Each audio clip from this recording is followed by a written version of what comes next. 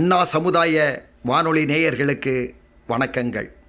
சிறுகதையும் சிந்தனையும் என்ற தலைப்பில் உங்களை சந்திப்பது சொல்வேந்தன் என்கிற TM செல்வக்கனி என்பவன் ஆவேன்.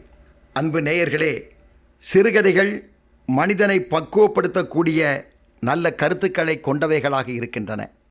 அருமை நேயர்களே, இன்றைய தினம் ஒரு சின்ன கதை சொல்கிறேன். ஒரு பெரிய ஊர், அந்த ஊரில் ஒரு 2 சாமியார் வாழ்ந்துக்கிட்டு இருந்தாங்க. அந்த ஊரில் ஒரு பெரிய கோயில், இந்த கோயிலில் தான் அந்த சாமியார்கள் 2 பேரும் தங்கியிருந்தாங்க. 2 பேரும் மரியாதைக்குரிய சாமியார்கள் தான், போற்றக்கூடியவர்கள் தான். அதில் ஒரு சாமியார் தான் கூட இருந்த இன்னொரு சாமியாரை பார்த்து, எப்பா, எனக்கு மோட்சம் கிடைக்குங்கிறதுல நான் முழு நம்பிக்கையோடு இருக்கிறேன். சொர்க்கம் எனக்கு தான், உனக்கு கிடைக்குமோ கிடைக்காது தெரியலை. ஏன்னா நீ என்ன மாதிரி பெரிய தொண்டுலாம் செஞ்ச மாதிரி எனக்கு தோணலை. நான் தான் இறைவனுக்கு அதிகமாக தொண்டு செய்கிறேன், எனக்கு தான் சொர்க்கம் கிடைக்கும் அப்படின்னு ஒரு சாமியார் சொல்கிறார். எப்படின்னு 2வது சாமியார் கேட்கார். நான் தினசரி 5 மணிக்கு எந்திரிச்சிடுறேன், நேராக ஆற்றுல போய் குளிக்கிறேன், ஒரு ஈர வேஷ்டியோட இடுப்பளவு தண்ணியில் நின்றுக்கிட்டு 1008 தடவை மந்திரத்தை சொல்கிறேன். பிறகு கோயிலுக்கு வர்றேன், 108 தடவை கோயிலை சுற்றுறேன், மந்திரங்களை சொல்கிறேன். பிறகு 5 கூட பூவை வாங்கிட்டு வர்றேன், சாமிக்கு பூஜை செய்கிறேன். காலையில் ஒரு 1/4 லிட்டர் பால் குடிக்கிறேன், 2 வாழைப்பழம் சாப்பிட்றேன். மத்தியானம் கொஞ்சமாக சைவ சாப்பாடு சாப்பிட்றேன், மத்தியானம் தூங்குறதும் கிடையாது. பிறகு சாயங்காலமும் குளிக்கிறேன், சாமியை கும்பிடுறதே தொழிலாக வச்சுருக்கிறேன், எனக்கு தனப்பா சொர்க்கம் கிடைக்கும், நான் இவ்வளவும் செய்கிறமில்ல அப்படின்னு முதல் சாமியார் சொல்கிறார். 2வது சாமியார் சொல்கிறாரு, ரொம்ப உன்னை நீயே புகழ்ந்துக்கிடாத, உன்னை விட நான் இன்னும் 2 அதிகப்படியாக செய்கிறேன். உன்னை போல் நானும், நீ 5 மணிக்கு எந்திக்கிற, நான் 4:30 மணிக்கே எந்திரிச்சிட்றேன்.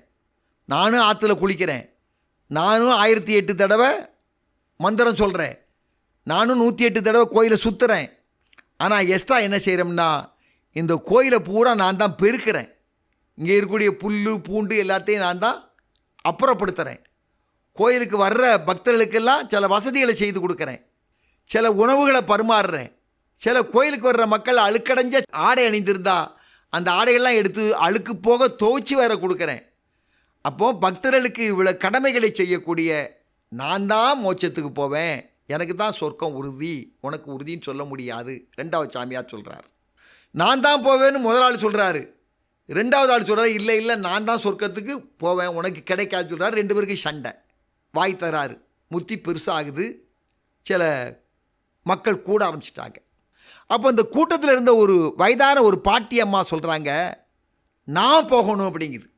2 சாமியார் யோசிக்கிறான், இவ்வளோ கடமைகளை செய்த எங்களால் கூட போக முடியுமா என்று நாங்கள் சண்டை போட்டு கொண்டிருக்கிறோம், நீ நான் போக வேண்டும் என்று சொல்கிறாயே, நீ யார்? அந்த பெரிய பாட்டி அம்மாட்ட கேட்குறாங்க, வயதான பாட்டி அம்மாட்ட. அந்த அம்மா சொல்கிறாங்க, நான் போகணும்னா நான் போகணும்னு நான் சொல்லலை, நான் என்ற ஆணவம் நம்மை விட்டு போகணும்னு சொல்கிறாங்க. அருமை நேயர்களே, நான் அந்த ஆணவம் போயிடணும், நாம் நமது அந்த தன்மை மக்களிடம் உருவாகணும். இதைத்தான் ஒரு தத்துவமாக சொல்லுவார்கள். அந்த தத்துவத்தின் பேர் நீச்சல் தத்துவம். இப்போ ஒரு தண்ணிக்குள்ள விழுந்துட்டா என்ன பண்ணணும்? அப்படியே கையை உயர்த்திகிட்டே இருந்தால் என்ன ஆகும்? மேலே மேலே கையை ஆட்டிகிட்டே இருந்தோம்னா கீழே போய் மூச்சை விட்டுற வேண்டியதுதான். கையை அப்படியே தாழ்த்துகின்ற பொழுது தன்னைத்தானே எவன் ஒருவன் தாழ்த்துகின்றானோ அவன் உயர்த்தப்படுவான். எனவே மோட்ச ராஜ்யம் மிக பக்கத்தில் தான் இருக்குது. எப்போ நாம் என்ற அகந்தையை தூக்கி தூர எறிந்துவிட்டு நாம் என்ற உயர்ந்த பண்பாட்டை என்றைக்கு உள்ளத்தில் உயர்வாக ஏற்றுக்கொள்கின்றோமோ அன்றைக்கு சொர்க்கம் நம் அருகில் இருக்கிறது என்பதை நாம் தெளிவாக தெரிந்து கொள்ளலாம் என கூறி விடைபெறுகிறேன். நல்லதோர் சிறுகதையோடு மீண்டும் சந்திப்போம் நேயர்களே. நன்றி, வணக்கம்.